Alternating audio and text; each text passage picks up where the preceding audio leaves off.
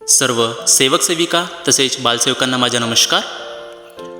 तर बघा, बाबांनी भगवत प्राप्तीकरिता आणि निष्काम कर्मयोग साधण्याकरिता 4 तत्व दिलेले आहेत। त्यामधील चौथा तत्व इच्छा अनुसार भोजन, याच्या विश्लेषण आपण आजच्या व्हिडिओमध्ये सविस्तरपणे पाहणार आहोत। तरी सर्वांनी व्हिडिओ शेवटपर्यंत बघा आणि व्हिडिओ आवडल्यास व्हिडिओला लाईक करा आणि चॅनलला सबस्क्राईब करायला विसरू नका।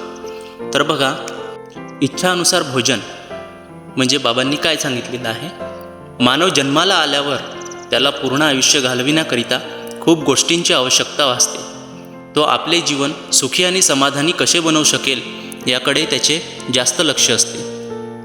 तेव्हा त्याने भगवंताजवळ त्याला पाहिजे असलेल्या वस्तूंची इच्छा केली आणि परमेश्वराजवळ विनंती केली तर त्याला ती वस्तू सहज आणि सुलभरित्या मिळते।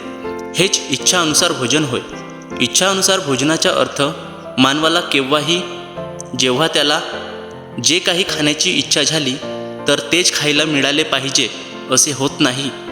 जसे असेल माझ्या हरी तर देईल पनगावरी, हे चुकीचे आहे। त्याने ज्याप्रमाणे कार्य केले असेल त्याचप्रमाणे त्याने इच्छा केली तरच त्याला ती वस्तू मिळते, अन्यथा मिळत नाही।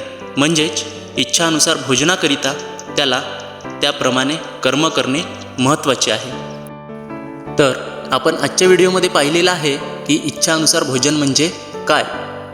सेवकांनो, आपल्याला व्हिडिओ आवडल्यास व्हिडिओला लाईक करा आणि चॅनलला सबस्क्राईब करायला विसरू नका। सर्वांना माझा नमस्कार।